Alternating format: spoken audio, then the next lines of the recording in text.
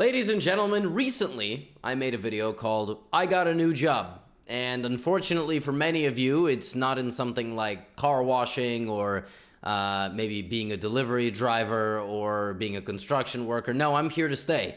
My chess is here to stay, my commentary is here to stay, and I will be joining chess.com for the Global Championship. Now, in that video, I made a recap of the round of 64. Well, the good news is that after 64 players play against each other, there are only 32 remaining. This is the round of 32 recap of the chess.com Global Championship. If you want any more information, there's a link at the top of the description.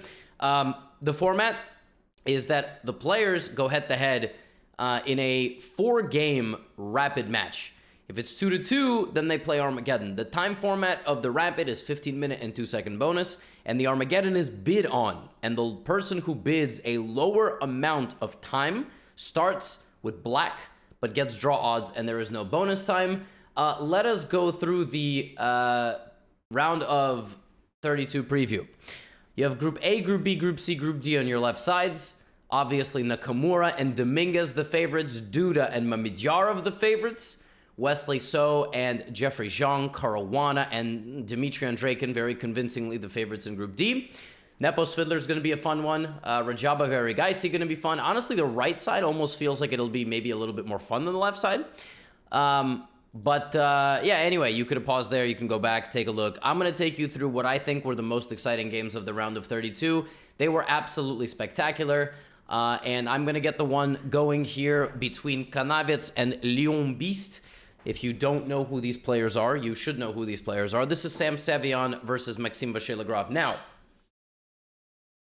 taking a sip of my tropical lemonade from Trader Joe's. All right, it's a drink of chads, if you will. So, an interesting thing about this match is that 90% of people thought that MVL was going to win beforehand. This is the Armageddon game. And I believe that Maxime started with something like 11 minutes on the clock. And Sevian played c4. In the rapid games, Sevian won a really nice game in a Grunfeld, which is obviously Maxime's specialty. And I actually predicted that if it went to an Armageddon, Sevian should play c4 and get and potentially get MVL out of theory. And so when I say out of theory, I mean out of the comfort zone of the MVL defenses, meaning the Sicilian and the Grunfeld. And we got exactly that. I mean, we got a very complicated reverse Alapin Sicilian. This super sharp line where black plays CD Queen E5. The real Gotham fans will know that I once played this in an over-the-board game in a chess tournament. Do you remember which one? I'm going to give you 5 seconds while I take a sip of my Chad drink over here. My secret juice, like Paulo Costa says. Against the guy who has a very similar last name to me. Roussel Rosemont from Canada, Grandmaster. I was white in that game. And a very complex position kind of emerges from the opening here, where white is just not castling. Like, he probably will castle in the future. He's going to set up a couple of pieces first. And we get something like this, okay? Now, this is a very goofy-looking position because this pawn sort of congests white, right? It's kind of like a kidney stone. And you kind of have to pass it, yeah? I don't have experience with that yet, unfortunately. Unfortunately. You're going to have to get rid of this pawn. Now, naturally, the move here is d3, right? Because after ed, queen d3, bishop is alive. It's a nice position. By the way, even ed3 is not even that stupid to try to push the pawn to d5. And, if black waits a little too long, suddenly, like, white gets a very, very sizable advantage. So, yeah, I mean, that's sort of the idea, right? You're going to go d3. But Sevian plays f3. Very interesting idea. Now, you'll notice the engine isn't quite blessing the way white is playing, right? The computer is sort of saying, well, at first, actually, now it starts to reconsider. You see? At first, computer's like, I don't like what you're doing. I think that there's just a5 here. But one thing that computers... Excuse me. That was a sparkling lemonade. There you go. Chad drink, but now you got to burp. One thing computers don't realize at first glance is how powerful attacks are. And rook takes f6 here is a dynamite strike and just straight up a knockout punch. The computer just doesn't understand how to deal with this at a certain depth. And for that reason, if we go all the way back here after f3, rook f3, it's actually Sevian who's about to start calling the shots, right? So MVL challenges the bishop. Here comes Sevian's rook. And when you're watching a great player like Maxime, you're kind of like, oh, he's gonna figure it out, right? He's gonna figure it out. Here comes knight f5. He's gonna figure it out. He's MVL. He's gonna figure it out. He's MVL. I mean, he always figures it out. He's a really good defender. There's ain't no way he's gonna lose this one, right? Uh-oh. Uh-oh. Uh-oh. Uh-oh. Uh-oh! Rook G7 on the board! Oh my, and look at this absolute dagger. Folks, not queen f4, not bishop f6, not knight d4, knight f5, but the kiss of death. Mwah! d6. Bonne nuit. If you take like this, I take rook f6, you cannot prevent the attack. And if you play queen d6, knight d4, and MVL resigns because you cannot prevent knife f5 with queen h6 and a threat on the queen as well. Maxime Vacher-Lagrave has just been knocked out of the Chess.com Global Championship. Put that in your pipe and smoke it! 90%! I'm not cheering for MVL to lose. That's not what I'm doing. But I am cheering for people who have no idea what they're talking about in the polls. Wow. Sam Sevion, first one to the round of 16.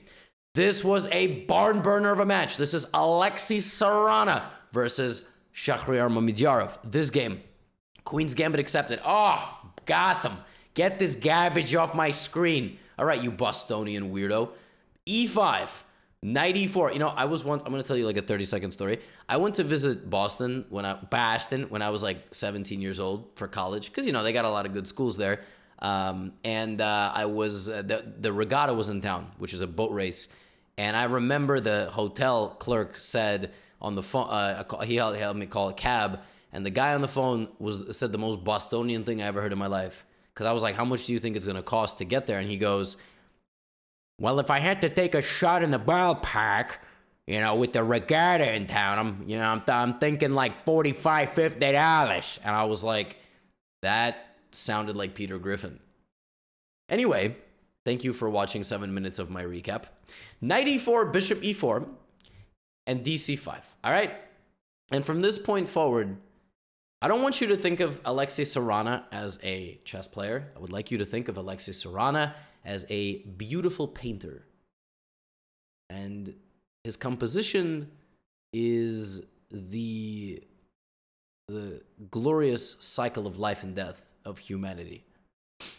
c6. He sacrifices a pawn to induce knight to d4 and bishop back to b7. He centralizes his rook, activating along the center rank. Queen to b6, bishop e3, creating yet again a threat on the queen. The knight blocks. Bishop c2 avoids danger. Bishop f4 strengthens the center. Rook c1, b4. b4, as mild as it seems, is the beginning of the end. Because once the knight retreats, Alexei Sarana gets on his horse and gallops inside the castle. Knight takes e6. When you accept the sacrifice, you are checked. You can now no longer castle. And the very cool, calm, and collected bishop to b3, painting a very fatal portrait for the king standing on f8. You can run, but you can't hide. You can try to kick the bishop out, but I will simply retreat, trade rooks. I will very cleanly and calmly not just try to trap your rook in the corner. I'm not going to take your rook. e6. If queen f4, I smother you to death in your sleep. The king on e8 dies. Shocking. It takes 31 moves. But Alexei Sarana wins the game in absolutely violent fashion versus Mamedyarov, and we've just watched another top 10 player get sent home. And by sent home, I mean stay home, because he's home in the CGC. Oh my God. Oh my God. Alexei Sarana, stand up, sit down, I don't know, do something crazy. What a game.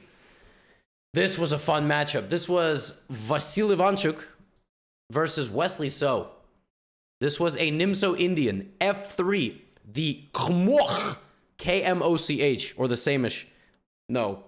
Yes, same, or is Samish A3? I don't know. Doesn't matter. Look at this position.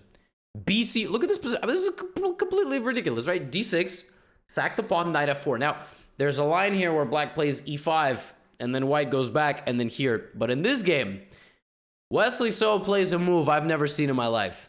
He plays the move G5 con un ataque and F4. I don't know why I'm going like so many different. I'm bored, okay? Can I be honest? I'm bored. I'm recording this at 9 p.m.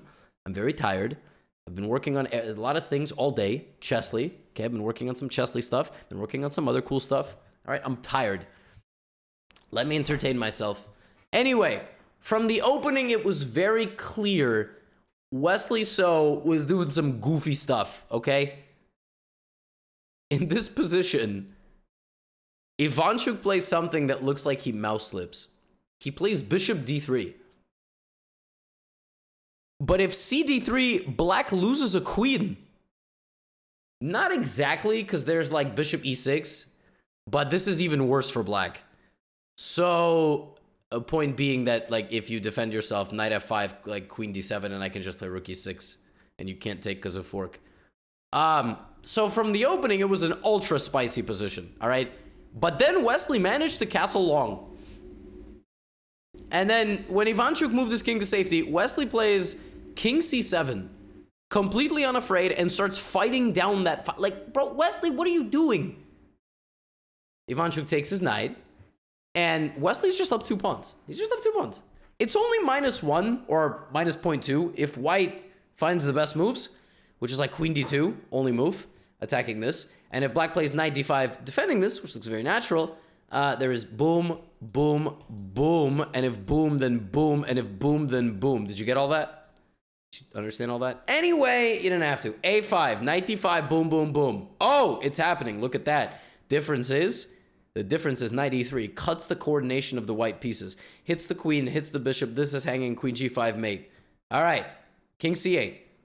Sacrifice of a rook on e3. Then he takes this. But why is black better here? Black is better because black's pawn here, right? So obviously Wesley just gives it away. What? But what about this?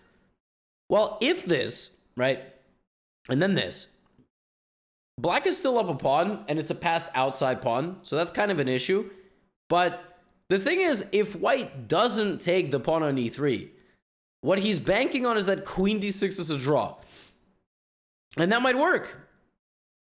But suddenly, the pawn becomes a very big asset. And there is nothing that you can do about this.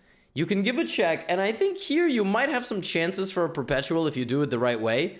But the king starts dancing and begins trying to escape all of this, right? Like there's a lot of checks, no perpetual just yet, king c6, and Ivanchuk blunders.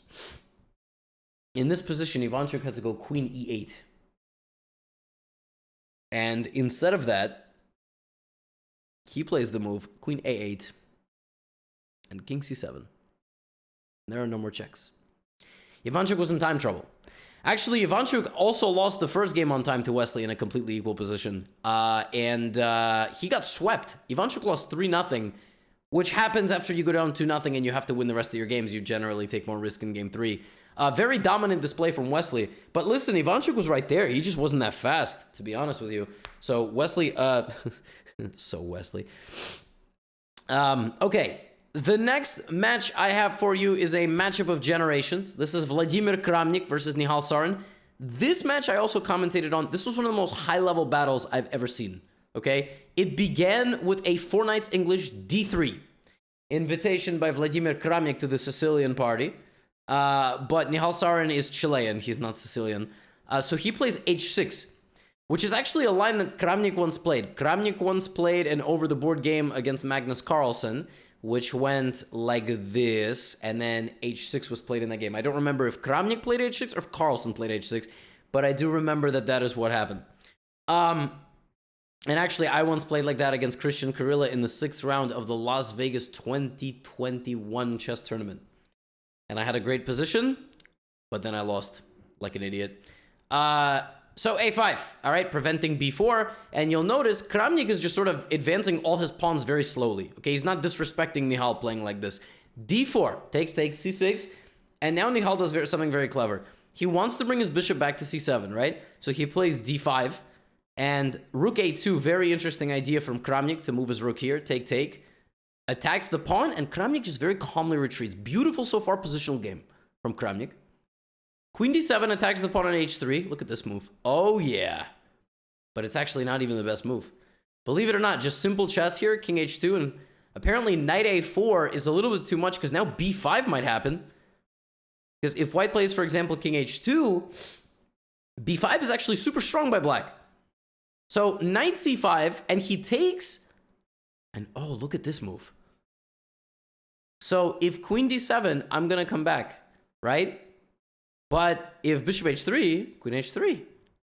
So Nihal Sarin wins a pawn. However, questions are still going to be asked of his position, and we get here.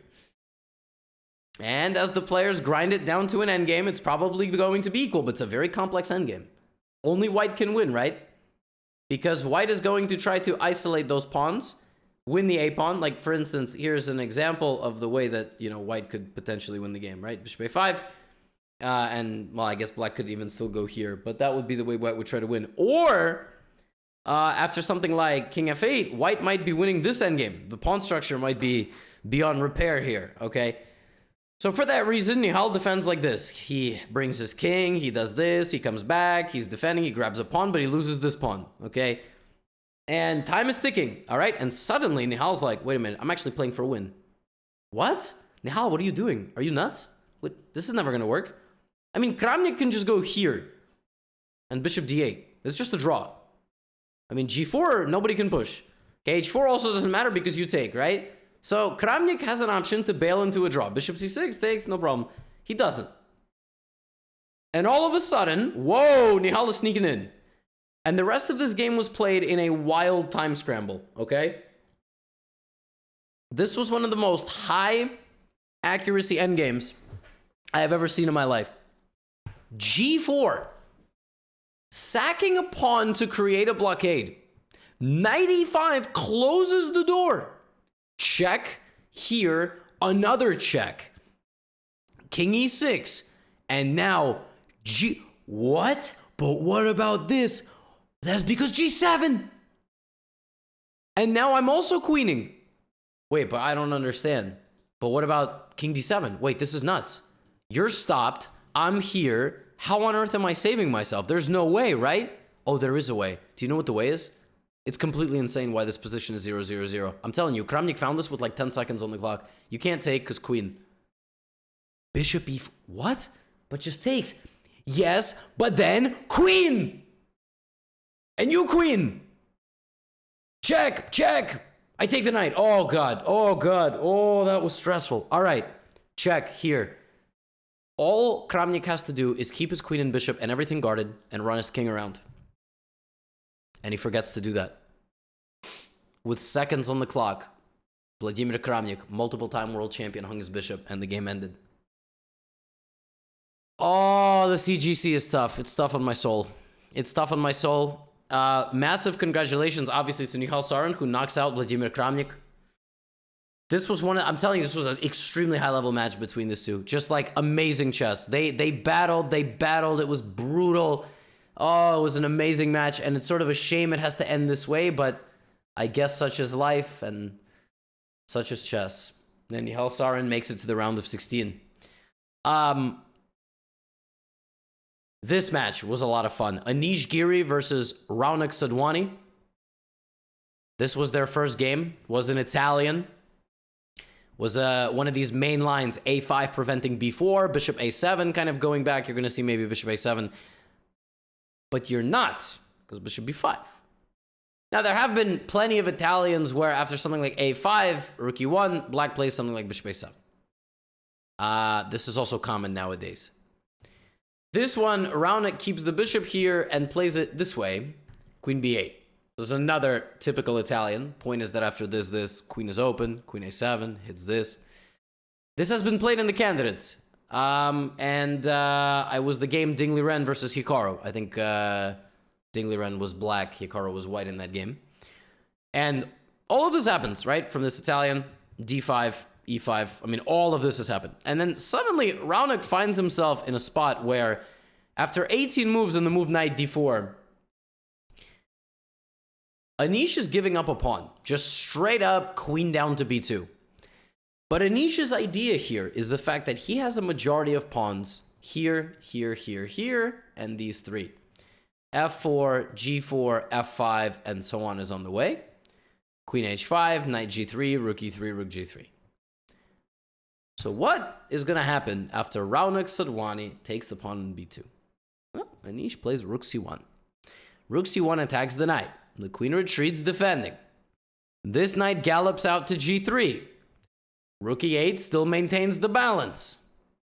But now rook e3 is an indication that bad things are about to be happening on that side of the board.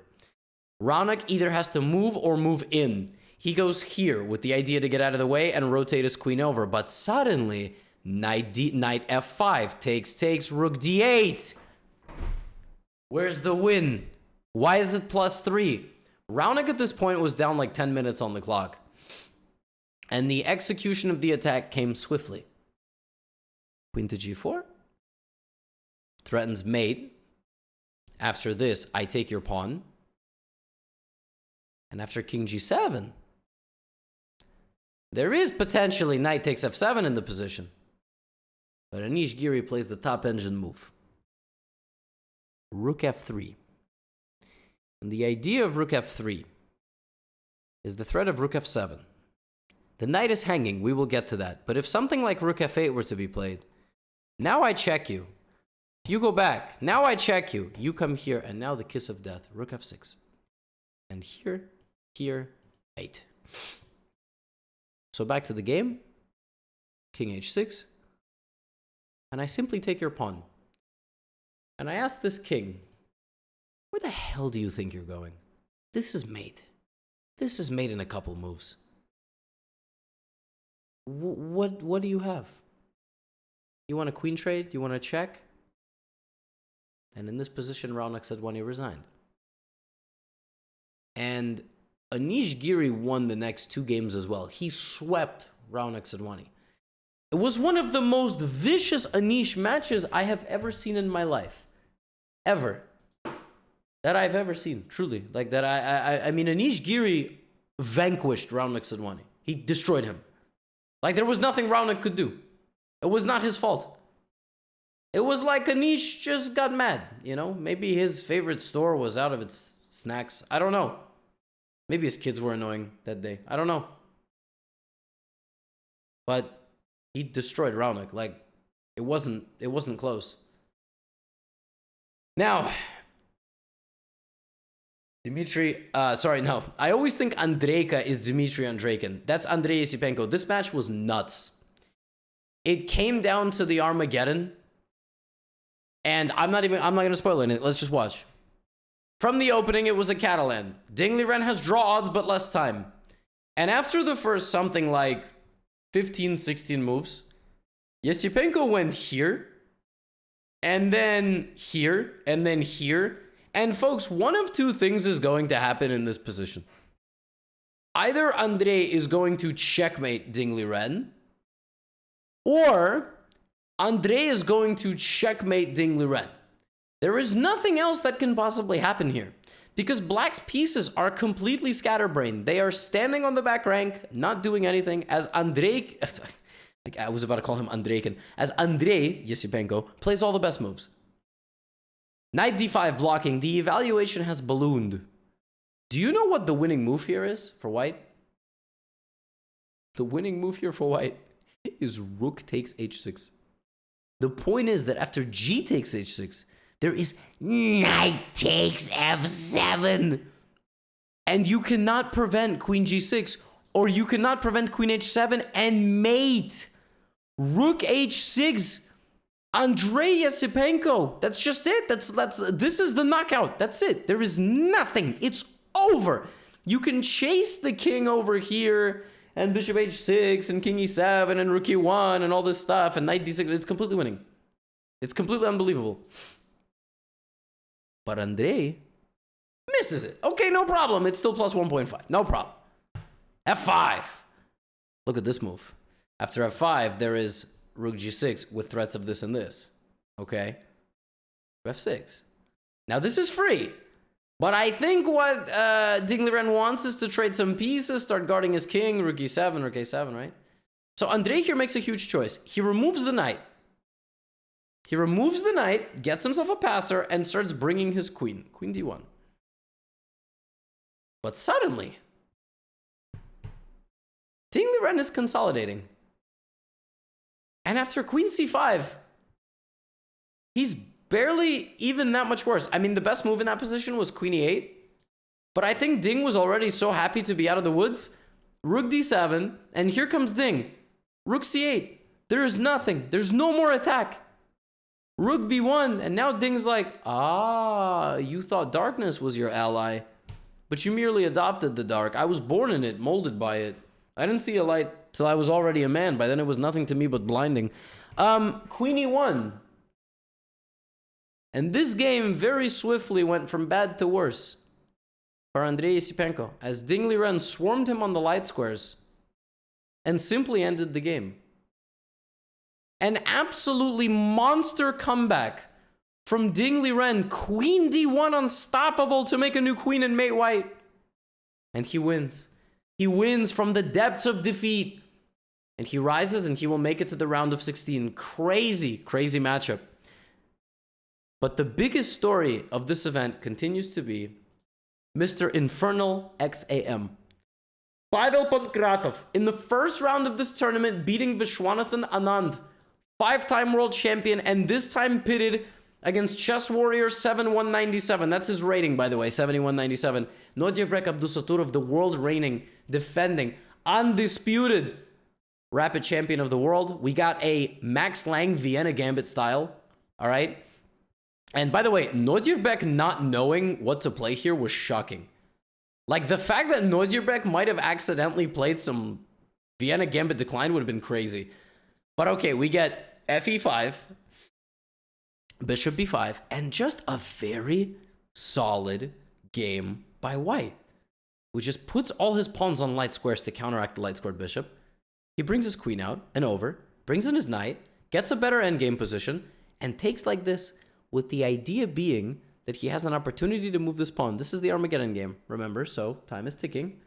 Okay, a4, a5, oh my god, d4, de5.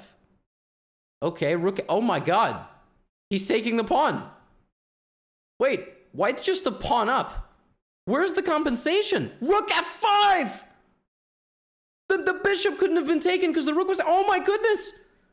Pavel Pankratov is completely winning versus the world rapid champion. And he takes his time, picks his fight. Oh my gosh. And he just wins the endgame.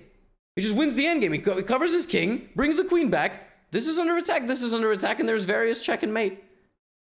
Folks, Pavel Pankratov has beaten Vishy Anand and Nodirbek Abdusaturov. What is happening? After the first 2 rounds of action at the Chess.com Global Championship, here are your results on the screen. Hikaru took care of business against David Navarro, so did Dominguez. That's 1 and 2 in Group A. Duda and Sarana, number 6 beat number 2 there. So versus Zhang. Caruana versus Andreikin, also number 1, number 2. Nepo and Rajabov beating Eric Geisy. Then it's 1 versus 7. Pankratov. Ding Liren versus Sarin, and Levan Ranyan versus Sam Sevian, as Ranyan defeated Maxim Matlakov. Folks, I hope you are enjoying the coverage of the event. I hope you are enjoying being here with me. I'm enjoying making these recaps. And I will see you for the round of 16 recap. I'm also going to be doing commentary on the chess.com Twitch channel. Make sure to check that out. What an epic round. Oh my goodness. 200K for first place. All the information is in the link in the description. I will see you in the next recap. Get out of here.